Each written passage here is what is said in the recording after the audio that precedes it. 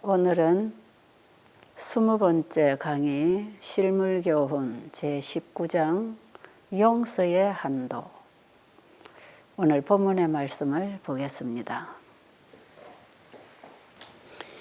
그때에 베드로가 나와 가로되 주여 형제가 내게 죄를 범하면 몇 번이나 용서하여 주리이까? 7번까지 하오리이까? 예수께서 가라사대 내게 이르노니 7번뿐 아니라 70번씩 7번이라도 할지니라. 자, 여러분 이 말씀은 참 유명하지요. 우리가 이 말씀 잘 알지요. 제가 제일 이해하기 힘들었던 부분이 또 이 부분이기도 하고요. 자, 여기에 보니까 베드로가 예수님에게 와서 형제가 나에게 잘못을 하면 몇 번을 용서하면 되겠습니까? 한 7번 하면 되겠습니까? 7번은 완전수니까 내가 완전하게 용서해 주면 되겠습니까? 자신만만하게 이런 얘기를 했을 때에 그 당시에 랍비들은 누가 잘못을 하면 3번까지는 용서해야 된다. 그런 가르침이 있었어요. 그런데 베드로는 나는 그보다 훨씬 더 많이 용서할 수 있습니다. 나는 예수님의 제자니까요. 아마 이런 자부심이 있었던 것 같아요. 원래 이게 베드로의 성격 아니겠어요? 그럴 때에 예수님께서는 7번만 할 것이 아니고 70번씩 7번이라도 해야 된다. 자, 이것은 아마 베드로가 들을 때에도 좀 와, 70번씩 7번을 용서하라. 도대체 그게 몇 번일까? 무한정입니다. 무한정. 용서의 한도를 정하지 말라는 거지요. 언제나 항상 무한히 용서해야 된다. 이 말씀을 지금 하시는 거죠. 제가 옛날에 이 말씀을 읽을 때에 참 불가능한 요구를 예수님이 베드로에게 하셨구나. 이런 생각이 들었고요. 이 말씀은 오늘날 우리에게 또는 나에게 하신 말씀이라고 생각할 때 나는 이게 불가능하다. 그렇게 저는 받아들였습니다. 인간이 3번 용서하는 것도 참 힘들잖아요. 한 번 용서했어. 근데 너 또 했어. 3번까지는 참아준다. 그 다음부터는 용서 없어. 이것도 상당한 인내심과 너그러운 태도예요. 사실 인간은 자기에게 뭔가 한번 손해를 끼치거나 억울한 일을 당하면 용서를 못하는 게 인간이에요. 근데 3번까지 참아준다. 그래, 3번까지는 용서해 줄게. 이렇게 할 수 있어요. 그런데 70번씩 7번을 용서해라. 저는 이 말씀을 보면서 예수님 이게 어떻게 가능합니까? 그런 질문이 계속 있었어요.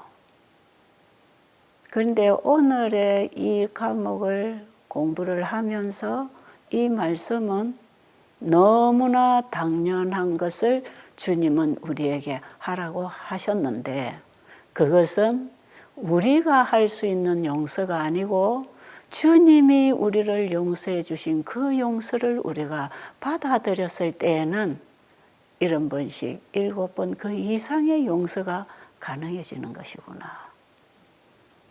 그런 걸 우리가 이제 배우게 되는 거죠. 자, 이 용서에 대한 말씀을 예수님이 하시고 그 다음에 한 비유를 가지고 지금 어떻게 우리가 용서할 수 있는가를 이제 설명을 하고 계시는 거죠.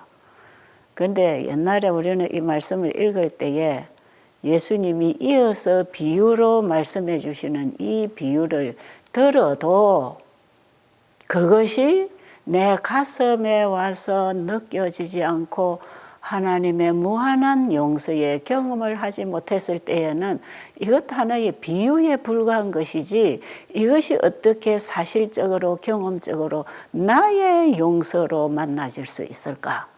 이게 상당히 안 풀리는 이런 주제들이에요. 오늘 우리는 이 비유에서 뭔가를 하나 발견해야 될 진리가 있습니다. 한번 읽어보도록 하겠습니다. 이러므로 천국은 그 종들과 회개하려 하던 어떤 임금과 같으니 회개할 때에 1만 달란트 빚진 자 하나를 데려오매 갚을 것이 없는지라 주인이 명하여 그 몸과 처와 자식들과 모든 소유를 다 팔아 갚게 하라 한데 그 종이 엎드려 절하며 가로되 내게 참으소서 다 갚으리이다 하거늘 그 종의 주인이 불쌍히 여겨 놓아 보내며 그 빚을 탕감하여 주었더니 그 종이 나가서 제게 100데나리온 빚진 동관 하나를 만나 붙들어 목을 잡고 가로되 빚을 갚으라 하매 그 동관이 엎드려 간구하여 가로되 나를 참아주소서 갚으리이다 하되 허락하지 아니하고 이에 가서 저가 빚을 갚도록 옥에 가두거늘 그 동관들이 그것을 보고 심히 민망하여 주인에게 가서 그 일을 다 고하니 이에 주인이 저를 불러다가 말하되 악한 종아 내가 빌기에 내가 내 빚을 전부 탕감하여 주었거늘 내가 너를 불쌍히 여김과 같이 너도 내 동관을 불쌍히 여김이 마땅치 아니하냐 하고 주인이 노하여 그 빚을 다 갚도록 저를 옥졸들에게 붙이니라. 너희가 각각 중심으로 형제를 용서하지 아니하면 내 천부께서도 너희에게 이와 같이 하시리라. 예수님이 하나의 비유를 주신 이 내용을 보면 어떤 임금이 국고를 맡은 신하에게 내린 은혜를 얘기하고 있어요. 자, 국고를 맡아서 일하는 이 신하는 정직하게 공적인 일을 봐야 하는데 이 내용을 보니까 이 신하는 말하자면 공금을 횡령한 죄를 지은 사람이라 보니까 국고를 맡은 자는 공적으로 이 사물을 봐야지 이 돈을 자기가 빼내서 국고를 손해를 끼치면 안 된다 이 말이야. 그런데 임금이 와서 조사를 해보니까 이 신하가 많은 돈을 빚을 지고 있는 걸 알게 됐어요. 그랬을 때에 이 신하를 불러서 임금이 선고를 내립니다. 너 빚 너무 많이 졌네. 이 빚을 내가 다 갚아라. 근데 임금이 볼 때에 이 신하가 이 빚을 갚을 능력이 있는 사람이 아닌 걸 알았어요. 너무나 많은 빚을 졌기 때문에 1만 달란트라고 하는 이 금액이 이 신하의 형편으로는 갚기에는 불가능한 일입니다. 그러니까 그 나라의 풍습이 빚을 많이 져서 빚을 갚을 형편이 안 되면 최후로 처리하는 법이 있는데 그게 뭐냐면 너와 내 가족들, 네 아내와 자식과 네가 가지고 있는 모든 것을 다 팔아서 이 빚을 갚아라. 그러면 그 금액이 빚의 금액에 미치지 못한다 할지라도 이제 그 빚은 해결되는 모양입니다. 그런 마지막 선고를 내리게 된 거예요. 그런데 이 신하가 왕에게, 임금에게 탄원을 하는 거죠. 조금만 참아주세요. 제가 이걸 다 벌어서 갚아드리겠습니다. 참아주소서. 임금에게 기다려달라고 지금 부탁을 하고 있어요. 그런데 이 임금이 볼 때에는 신하가 기다렸다고 해서 이 빚을 갚을 수 있는 능력이 있는 게 아니에요. 그래서 임금은 이 신하가 나쁜 짓을 하기는 했지만 이 신하를 척은히 여기고 구해주는 방법을 찾아보니까 이 빚을 탕감해주는 방법밖에 없어요. 그래서 그 빚을 다 탕감해 줬답니다. 여러분, 이 신하는 얼마나 감사하겠습니까? 이 빚을 갚기 위해서는 너와 내 처와 내 자녀와 네가 가지고 있는 모든 것을 다 팔아서 갚아야 되는데, 이 임금이 탕감해 주는 이 은혜 때문에 자기도 살고 아내도 살리고 자식도 살리고 자기 집안도 살리고 다 살았잖아요. 그러면 이 신하가 얼마나 감사하겠습니까? 정말 그 임금에게 충성하고 싶은 마음이 생기겠지요. 그리고 이제 이 신하가 임금 앞을 떠나서 집으로 아마 돌아가는 중에 자기에게 빚진 친구를 만났다 이 말이야. 예.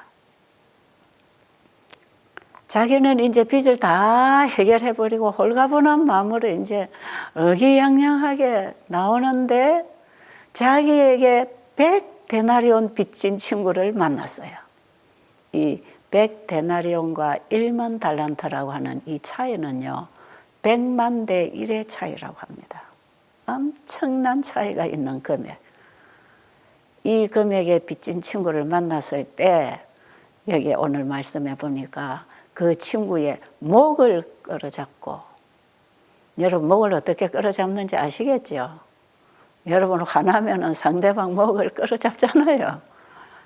맥살을 잡는다 그러죠. 목을 끌어잡고 너 나한테 돈 갚아.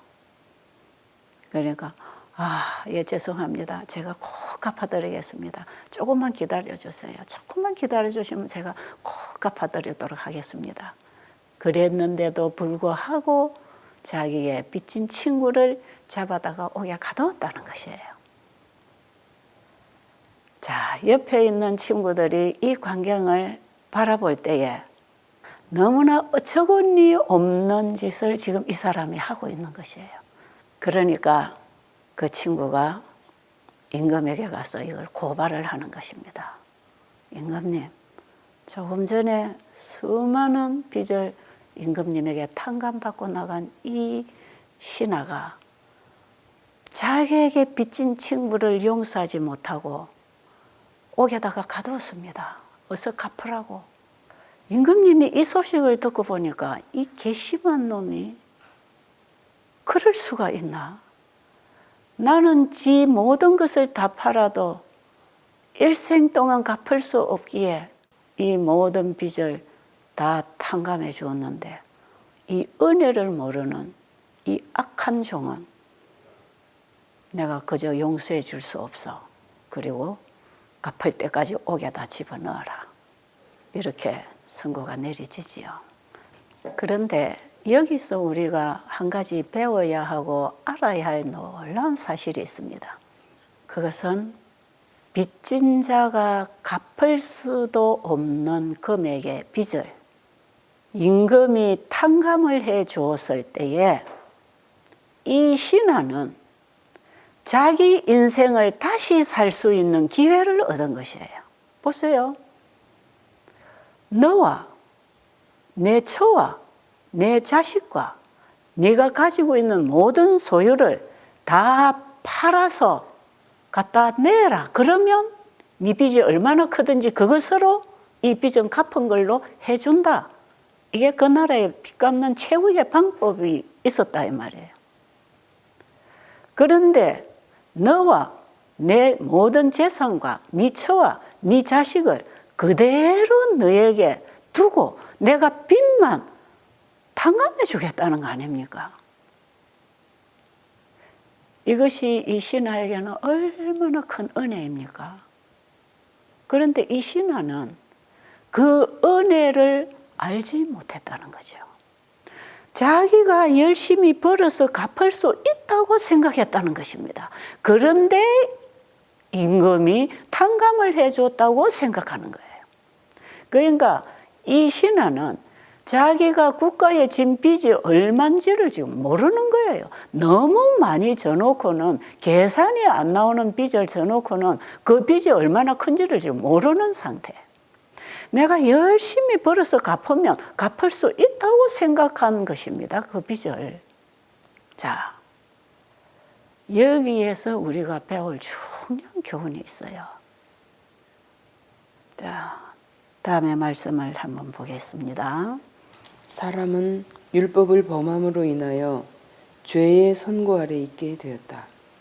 사람은 자기 자신을 구원할 수 없기 때문에 그리스도께서 당신의 신성을 인성으로 가려우시고 이 세상에 오셔서 의인으로서 불의한 자를 대신하여 당신의 생명을 버리셨다. 그분은 우리의 죄를 위하여 당신 자신을 주시고 각 사람에게 피로 사신 용서를 값없이 제공해 주신다. 우리가 이 말씀을 보면 우리는 죄의 빚을 지고 있는 사람이고 그 죄는 우리를 사망하게 하는 죄입니다. 우리가 하나님의 율법을 범하고 죽음이라고 하는 죄의 선고를 받았는데 죽음이 아니면 지불할 수 없는 빚, 그게 죄의 빚입니다. 이 신하가 임금에게 진 빚은 자기와 자기 온 가족과 전 재산을 다 팔아야 그나마 해결을 받을 수 있는 것처럼 우리가 가지고 있는 이 죄는 내 목숨, 내 생명, 내 전부를 요구하고 있단 말이에요. 그저 죽음으로만 갚을 수 있는 빚이 죄의 빚이라는 것. 여러분, 우리는 우리의 죄가 얼마나 큰지를 모르기 때문에 예수님의 용서와 구원에 대해서 그 은혜를 모르고 사는 것이에요.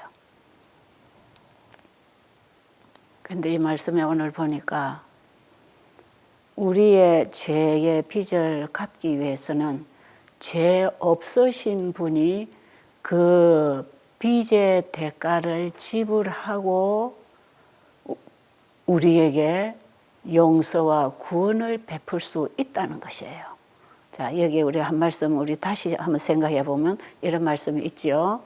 여기 보니까 그분은 우리 죄를 위하여 당신 자신을 주시고 각 사람에게 피로 사신 용서를 값없이 제공해 주신다. 이게 무슨 얘기입니까? 그분은 우리의 죄를 위해서 당신 자신을 주시고, 그러니까 죄의 값은 사망이잖아요. 그 사망을 당하기 위해서 예수님이 신성의 인성을 입고 이 땅에 오셨다 이 말이에요.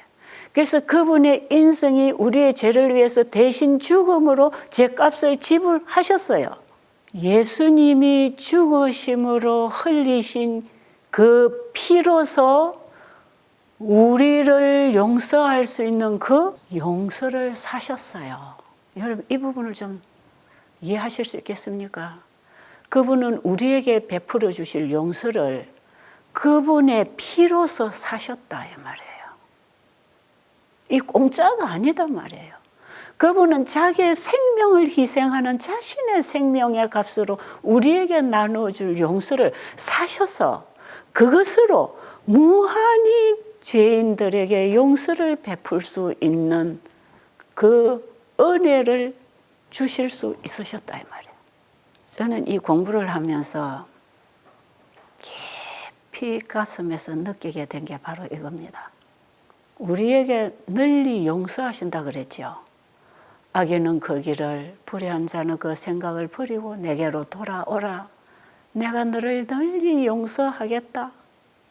그리고 내가 너희 죄를 다 도말하였으니 내게로 돌아오라. 이 초청을 하시는 주님은 오늘 여러분과 저에게 간곡하게 이 초청을 하시는 그분은 그분의 생명의 값을 지불해서 우리에게 주실 용서를 사셨다는 거예요. 누구에게 샀습니까? 사탄에게 지불했단 말이에요.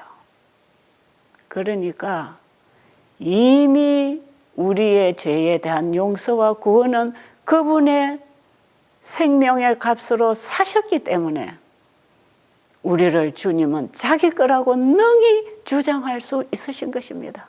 그래서 사단과의 대쟁투에서 예수님은 승리하신 것이에요. 예수님이 십자가에 돌아가실 때에 사탄은 이미 전쟁에서 끝났습니다.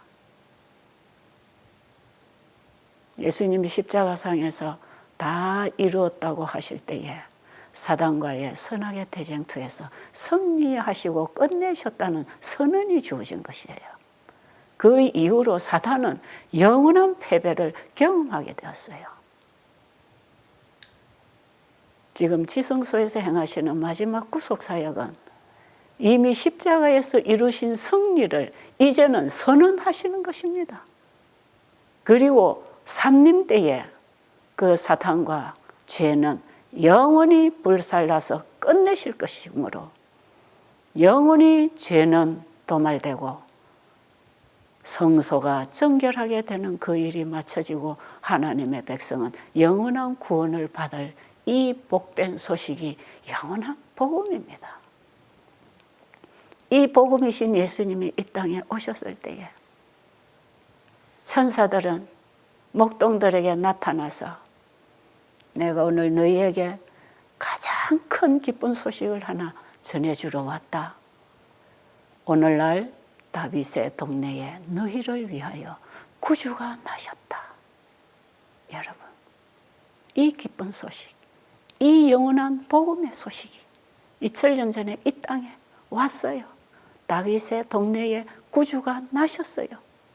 신성이신 하나님이 연약한 죄 있는 육신의 몸을 입고 이 땅에 오셨을 때에는 우리 죄인을 대신하여 속죄 제물이 되기 위해서 오셔서 우리 죄인을 죄로부터 용서하고 구원해 주시려고 오셨기 때문에 이 땅에 살고 있는 모든 인류에게는 가장 큰 기쁜 소식이 되었다 이 말이에요.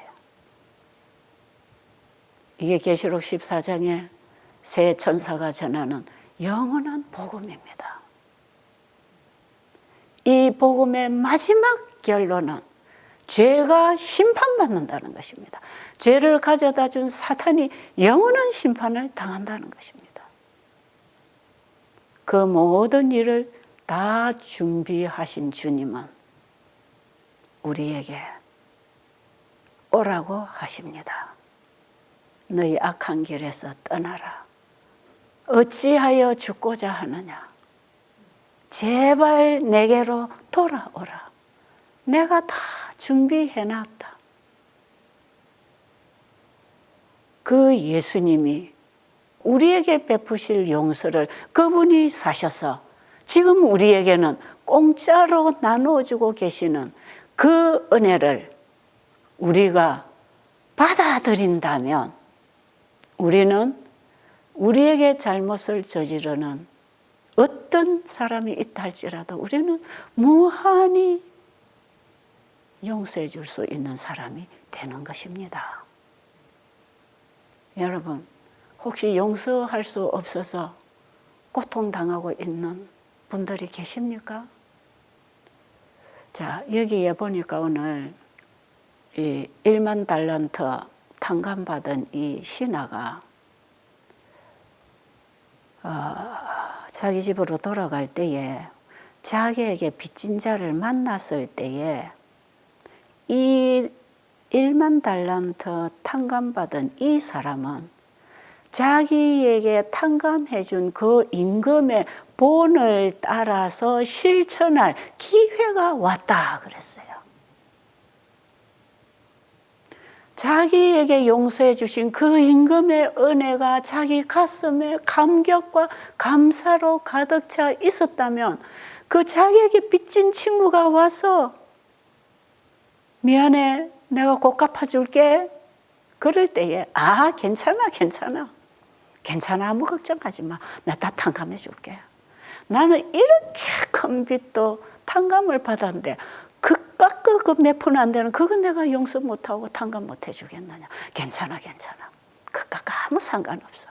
여러분, 이런 마음이 되어야 우리가 내 이웃이나 나에게 원수진 어떤 관계가 되어 있든지 간에 우리는 무한히 용서할 수 있는 것입니다. 그래서 여러분, 지금 여러분이 아직도 내가 용서 못하고 속에 뭔가 이렇게 앙금을 가지고 언젠가는 갚아야지 이런 거, 아니면 그 원수를 갚지 못해서 밤잠을 못 자고 밥을 먹지 못하고 병이 들어가는 사람 있습니까? 오늘 아침에 이 복음이 여러분에게 복음이 되기를 바랍니다.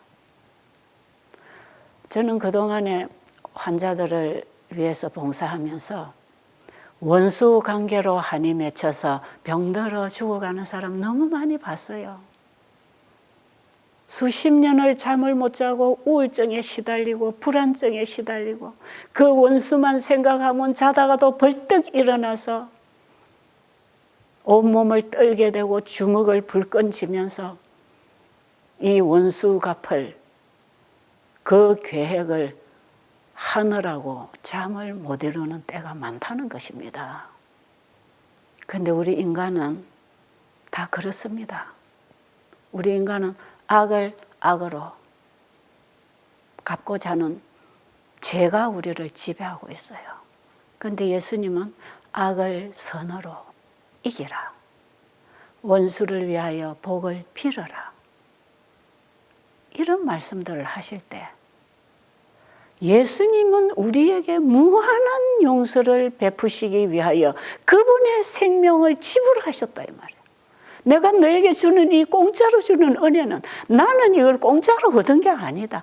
그걸 우리가 생각할 때 예수님이 우리에게 베풀어 주신 용서와 구원은 우리에게는 은혜지만 예수님이 우리에게 주시려고 할 때는 그분의 모든 것을 다 팔았단 말이에요. 그분의 생명까지 다 내주셨다 이 말이에요. 그분의 은혜를 우리가 생각한다면 누구를 용서하고 못하고가 있겠습니까? 여러분 오늘 그 예수님을 바라보자 이 말이죠. 여러분이 가지고 있는 책에 오직 예수만 보이더라.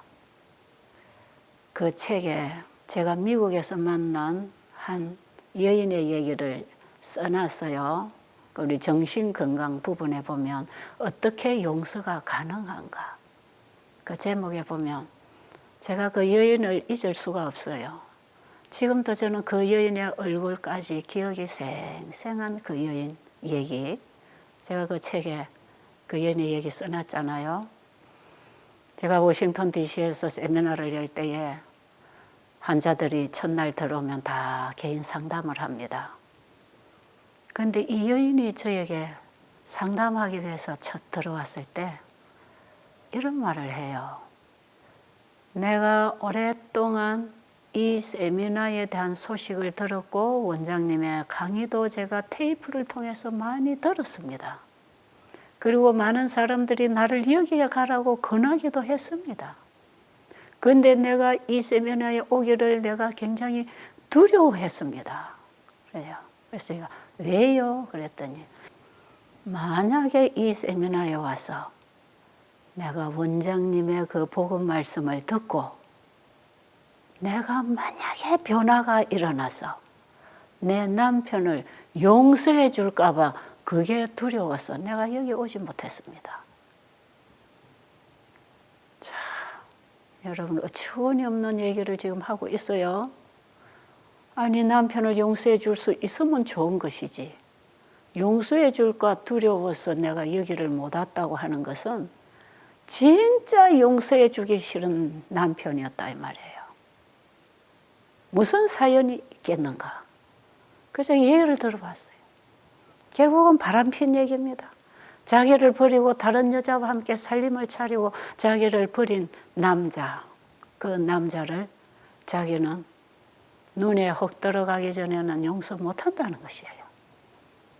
이미 자기를 버리고 가서 살림을 차리고 사는 그 관계가 지금 15년 이상 이렇게 흘러가고 있는데도 아직도 그 남편에 대하여 이를 갈고 있는 이 여인은 평안한 인생을 그동안에 살았겠습니까? 남편을 잃어버린 그 고통, 그 분노가 그 가슴에서 사라지지 않은 것만큼 그 몸과 영혼이 망가지고 있었어요. 이미 그때의 세미나에 왔을 때에는 온몸에 관절염, 류마티스 관절염이 와가지고 그야말로 걷는 것조차도 편하지 않았어요. 움직이는 것까지도 고통스러웠어요. 수년을 그 약을 먹으면서도 해결되지 않는 고통을 안고 있었어요. 그래서 제가 그 여인에게 물어봤어요. 그 남편을 용서하지 못해서 이렇게 고통을 당하고 있는데 앞으로도 눈에 흙 들어갈 때까지 용서를 안 하면 죽을 때까지 이 고통으로 죽을 것입니다. 또 이보다 더한 합병증이 몸에는 다 찾아올 것입니다. 그것을 원하십니까? 아니면 지금이라도 원수를 갚겠다고 하는 그 원한을 풀어버리고 남아있는 인생이라도 편안하게 회복된 삶을 살기를 원하십니까? 그러니까 여인이 아무 소리 안 해요. 대꾸하기 싫은 거예요. 이것도 저것도. 자기에게는 답이 없다고 생각해요. 왜요? 남편에 대한 원한을 절대로 안 풀기로 결심을 했으니까. 그런 여인에게 용서해라는 말은 아무 힘 없습니다. 용서해야 돼. 우리는 예수님께 용서받았으니까 너도 용서해야 돼.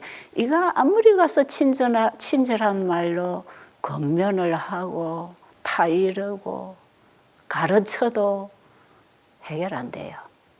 여러분 이거 몰라서 우리 해결 안 됩니까? 우리 성경 읽었는데 설교 많이 들었는데 지금 70번씩 7번씩 용서하라는 이 설교를 우리가 교회를 오래 다닌 사람들은 수없이 들었지 않습니까? 그런데 이게 왜 잘 안 됩니까? 왜 안 될까요? 그 용서가 왜 안 나올까요? 예수님이 무한히 우리를 용서하고 우리의 죄를 다 도말했다고 하지만 그 예수님이 베풀어 주신 그 용서와 구원을 우리의 마음에서 믿음으로 받아들이지 않으면 그 용서를 받지 못했기 때문에 줄 수가 없는 것입니다.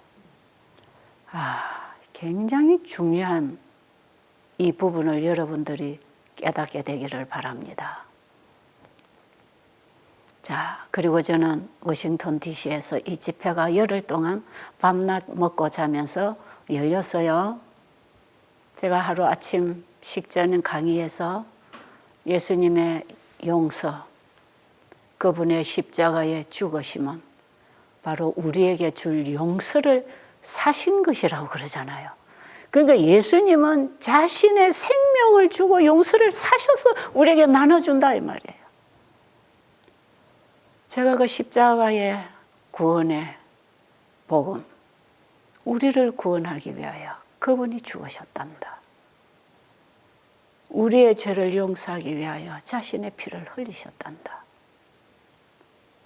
우리 인간은 그분의 용서가 없이는 희망 없는 죄인으로서 영원한 사망이 선고되어 있단다. 우리가 살 수 있는 유일한 길은 그 예수님이 피로 사신 용서를 그저 주시는 은혜로 우리는 받으면 받은 것으로 우리는 나눌 수 있어서 용서를 할 수 있게 된다. 그런 얘기를 제가 그날 아침에 이 예수님의 십자가 복음을 전할 때 저는 그 100여 명이 넘는 그 환우들 중에 이 여인 한 사람을 제가 포커스를 맞추고 간절한 심령으로 이 복음을 전했어요. 그날 아침에. 그때의 이 여인은 내가 영원히 사망할 수밖에 없는 죄인이구나.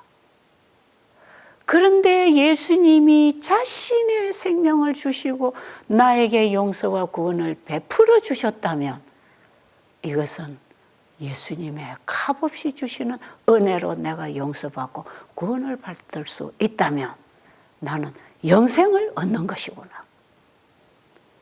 이걸 그 여인이 그날 아침에 깨달았다는 것이요. 그런데 그날 아침 예배를 마치고 제가 그날 아침에 이 말씀을 전할 때 저는 그 여인을 뚫어지게 바라보면서 이 복음을 전했기 때문에 그 여인 안에서 어떤 변화가 일어나는지 제가 알 수 있었어요. 두 눈에서 눈물이 주르르고 한순간도 자기의 정신이 흐트러질까 봐 이 기별에 초점을 맞추고 집중적으로 듣고 있는 그 여인을 제가 보게 됐어요. 그리고 아침 예배를 마치고 식당에 가서 식사를 해야 되는데 이 여인이 보이지 않았어요. 어디 갔을까요? 기도하러 간 것입니다. 자기 방에 들어가서 문을 끌어 잠그고 한없이 회개를 했답니다. 아침 식사를 마치고 산책을 할 때 이 여인이 저에게 달려와서 자신의 신앙 고백을 저에게 해줬어요. 저를 꼭 껴안고 감사합니다 하면서 한없이 눈물을 흘렸어요. 제 남편을 어떻게 용서할 수 있는지 알았습니다. 여러분, 그것은요, 이론적으로 알았다는 게 아니야. 용서가 이 죄인의 가슴에 들어왔다 이 말이에요. 예수님의 용서를 받아들였다 이 말이에요. 그랬더니 그 용서를 가졌다 이 말이에요. 그러니까 줄 수 있는 게 내한테 있으니까 용서를 줄 수 있는 것입니다. 이 집회를 시작할 때까지만 해도 제대로 걷지 못하고 그 아픈 그 인상, 그 통증을 느끼는 그 인상이 진하게 저에게 느껴져 왔지만 하루하루 지나면서 그 속에 알지 못하는 이슬처럼 은혜가 흐르기 시작하면서 식사를 건강식으로 바꾸기 시작하면서 이 여인의 몸에 평안이 찾아오던 그 몸에 그날 아침에는 이 여인이 발짝발짝 뛰는 것입니다. 지금도 우리에게는 치료의 은혜가 흐르고 있습니다. 태양빛은 온 대지에 비치고 있는 것처럼 악인의 논에나 의인의 논에나 악인의 밭이나 의인의 밭이나 악인에게나 의인에게나 비는 내리고 햇빛은 비치고 공기는 주어져서 우리가 숨쉬고 먹고 마시고 살고 있는 것이에요. 예수님의 무한하신 사랑의 은혜로 우리는 지금 마시고 사는 것입니다. 이것이 예수님이 자신의 생명의 피값으로 사신 용서를 우리에게 베풀어 주고 계시기 때문에 우리가 이렇게 은혜를 누리고 있는 것이에요. 시편 130편 7절에 이런 말씀이 있죠. 여호와께는 인자하심과 풍성한 구속이 있습니다. 우리 하나님께는 무한한 능력, 무한한 사랑, 우리를 죄로부터 구원하실 무한한 능력이 그분에게 있다는 것 아닙니까? 자, 요한일서 4장에 있는 말씀 오늘 좀 우리가 읽어보도록 하겠습니다. 사랑하는 자들아, 하나님이 이같이 우리를 사랑하셨은즉 우리도 서로 사랑하는 것이 마땅하도다. 이제 이 말씀이 무슨 뜻인지 아시겠습니까? 하나님께서 이같이 우리를 사랑하셨은즉 그 무슨 뜻이에요? 이 같은 하나님의 사랑을 우리가 받아들였을 때, 그 사랑을 가지고 있을 때 우리가 서로 사랑하는 것이 너무나 당연해지는 것이다. 우리가 가지지 못한 것을 어떻게 줄 수 있겠습니까? 우리가 자녀를 길러도 부모가 자식에게 사랑을 많이 주고 그 사랑을 많이 받고 자란 자녀는 자기 자녀에게, 자기 이웃에게 그 사랑을 나눌 줄을 알아요. 왜요? 사랑을 받아 먹어본 경험이 있으니까 이럴 때에 상대를 어떻게 사랑해야 되는지 그 속에 사랑이 있는 것이에요. 그래서 이 이웃을 내 몸처럼 사랑하라고 하는 이 사랑도 그분이 자신의 전부를 우리에게 주신 그 사랑을 우리가 가슴에 받아들이면 우리 이웃을 그렇게 사랑할 수 있다는 것 아닙니까? 이게 우리에게 행하고 살아라고 하는 계명입니다. 이게 온 율법의 가르침이에요. 하나님을 사랑하고 이웃을 사랑하고 우리 인간이 어떻게 이렇게 할 수 있나요? 하나님이 우리를 먼저 사랑하신 것이라. 우리가 그분을 사랑하신 것이 아니라 우리가 죄인 되었을 때에 그분이 우리에게 베풀어 주신 그 사랑을 받을 때 받아 가지고 내가 가지고 있는 이 사랑을 이웃에게 나눠줄 수 있는 것은 너무나 자연스러운 법칙에 따라서 되는 것이라. 성경의 모든 요구는 이렇게 해서 우리에게 순종이 가능해지는 것입니다. 한 말씀 더 볼까요? 병든 자를 고치며 죽은 자를 살리며 문둥이를 깨끗게 하며 귀신을 쫓아내되 너희가 거저 받았으니 거저 주어라. 자, 여기 보니까 예수님이 행하시는 그런 이적을 우리에게도 행하도록 주시겠다고 하지요. 그런데 우리가 세천사의료선교 세미나에서 배우는 것처럼 예수님께서 행하신 그런 기적적인 방법으로 오늘날 하나님의 종들은 일할 수 없다. 왜냐하면 사탄이 마지막 시대에 병자를 고치는 이적을 행하면서 신성을 주장할 사람들이 많이 나타날 것이기 때문에 하나님의 종들은 그런 방법으로 일할 수 없다. 그래서 하나님께서 한 가지 방법을 우리에게 주셨다. 그것이 건강기관, 요양병원을 세워서 그들에게 먹는 방법, 입는 방법, 하나님이 사용하시는 천연치료제들을 사용하는 방법을 통해서 사람들에게 생활 원칙을 바로 살아가도록 가르칠 때에 그 일에 하나님의 치유의 손길이 함께해서 어떤 경우에는 기적적인 치유도 일어날 것이고 어떤 경우에는 점진적인 치유도 일어날 것이다. 우리가 이제 이 세천사 세미나에서 이거 지금 배우는 교재에서 읽고 배우는 내용이에요.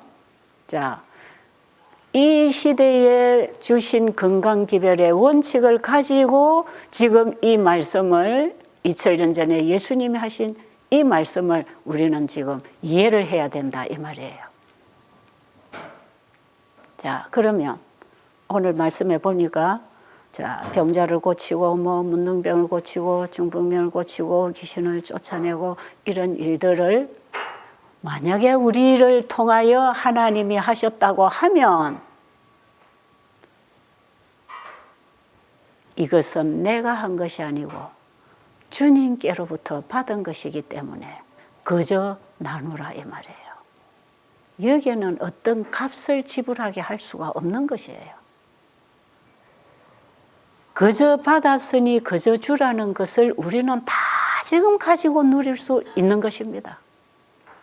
어떤 사람에게는 병 고치는 은사를 주시고 귀신을 쫓아내고 이런 봉사를 할 수 있는 은사를 주시겠지만 또 다른 사람들에게는 재물을 모아서 재물을 사용할 수 있는 이런 은사도 주실 것이고 어떤 사람에게는 봉사하고 어려움을 돌보는 이런 어떤 봉사의 은사도 주실 것이고 어떤 사람에게는 복음을 전하고 가르치는 은사도 주셔서 각자가 하나님께로부터 받은 은사를 가지고 일을 할 때에 이것은 내 것이 아니고 주님께로부터 그저 우리가 받았잖아요.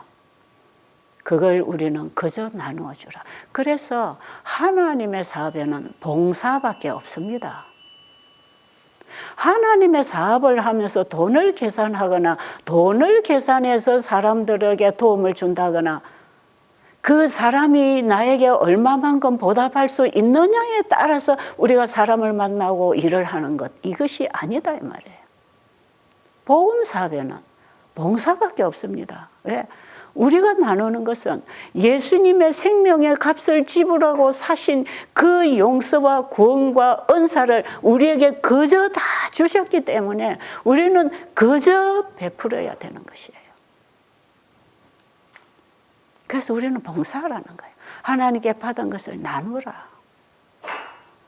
배고픈 자에게 먹을 것을 주고 입을 것을 주고 복음이 없어 죽어가는 영혼들에게 복음을 주고 병든 자에게 치유받을 수 있도록 우리가 환경을 만들어주고 좋은 음식을 공급해주고 이런 봉사를 하는 이 모든 것은 그저 받았으니 그저 주어라. 그 말씀 속에는 하나님이 우리를 먹여주시겠다고 하는 분명한 약속이 또 있어요. 예수님께서는 일하는 소의 입에 망을 씌우지 말라 그랬지요. 왜 그랬을까요? 소가 열심히 일을 하다 보면 먹이도 먹어야 되지 않습니까? 그러니까 소가 일을 하다가도 풀을 뜯어 먹어서 힘을 얻어야 또 일을 할 수 있지 않겠어요? 사람도 자기 집에 사람을 불러다가 일을 시키는 일꾼에게 먹을 것을 주고 싹을 주잖아요. 그런데 하물며 하나님께서 하나님의 사업에 종사하는 일꾼들에게 싹을 주지 않겠습니까? 먹을 것을 주지 않겠습니까? 하나님께서 그저 받았으니 그저 주라고 하셨을 때는 하나님의 일을 하는 일꾼들의 모든 필요를 끊임없이 그분이 공급해 주시겠다고 하는 약속이 있는 것입니다. 저는 이런 말씀이 어떤 허락을 가지고 하시는 말씀인지 저는 제가 일하는 속에서 그 말씀의 의미를 다 깨닫게 된 것이에요. 하나님께서 저에게 지금까지 부족함이 없도록 채워주시는 그 은혜는 그분이 주신 것으로 또한 그분에게 받은 것으로 그분의 일을 하기 위하여 다 나누고 쓰고 살 때 하나님께서는 끊임없이 채워주셔서 지금도 부족함이 없도록 하나님의 은혜를 입고 살고 있는 것입니다. 여러분, 다른 사람을 용서해 주고는 내가 뭐 크게 착한 것처럼 생색내지 말고 우리가 사람을 용서하는 용서는 한도가 있어요. 내가 3번 했어? 내가 7번까지 용서했어? 그런 한도가 있겠지만 우리 하나님의 용서를 받아들이면 무한한 용서를 할 수 있다는 거죠. 그래서 우리는요, 어떤 사람과의 관계에도 원수가 없는 것입니다. 그렇지 않습니까? 어떻게 예수님을 사랑하는 가슴 속에 원수가 있겠습니까? 원수 없는 거예요. 마지막으로 한 말씀 보고 마치도록 하겠습니다. 우리가 남을 용서했기 때문에 용서함을 받는 것이 아니라 우리가 용서받았기 때문에 용서하는 것이다. 모든 용서는 공로 없이 베푸시는 하나님의 사랑의 근거를 두고 있다. 그러나 다른 사람에 대한 우리의 태도로서 우리가 과연 그 사랑을 내 것으로 삼은 여부를 증거하게 된다. 예, 여기 1만 달란트 탕감받은 신하하고 또 그 신하의 친구 100데나리온 예, 빚진 친구하고 이 얘기에서 지금 이제 마무리를 하고 있는 거지요. 우리는 누군가를 용서해야 용서받는 게 아니고 용서를 받았을 때 용서할 수 있다. 이 말씀, 이것이 받음으로 변하는 법칙에 따라서 우리는 살 수 있다 이 말이고요. 예수님께서 주기도문을 가르쳐 주실 때에 우리가 우리에게 죄 지은 자를 사하여 준 것 같이 우리 죄를 사하여 주옵시고 그렇게 기도하라 그랬잖아요. 성경에 말씀하신 그 모든 말씀은 이미 우리에게 주셨다는 전제로 해서 그 말씀을 하시는 거예요. 우리가 다른 사람을 용서해 줘야 네 죄도 용서받는다. 이것은 결과적인 것입니다. 보세요.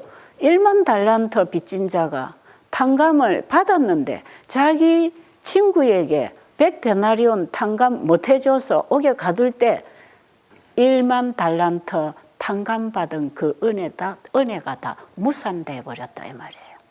그러니까 우리가 하나님의 무한한 용서를 받고 경험을 했지만 우리에게 실수를 저지른 사람을 용서해 주지 못할 때는 하나님께 받은 그 용서의 은혜도 무산된다, 이런 뜻이에요. 그런 뜻으로 지금 예수님은 주기도문에서 우리에게 죄 지은 자를 사하여 준 것 같이 우리 죄를 사하여 달라고 하는 그 기도는 바로 그런 의미에서 나오는 것이지, 우리가 다른 사람을 용서해야 내 죄가 용서되는구나 이런 뜻이 아니라는 거. 이것을 만약에 이렇게 여러분이 이해를 한다면 우리는 철저한 우리의 행위를 통하여 용서를 받는 걸로 되는 것이기 때문에 복음의 이해가 잘못된 것입니다. 자, 항상 얘기하지만 성경의 모든 말씀은 믿음으로 말미암는 의라고 하는 이 본질을 가지고 하나님의 말씀을 이해하는 것이 참 중요합니다. 감사합니다.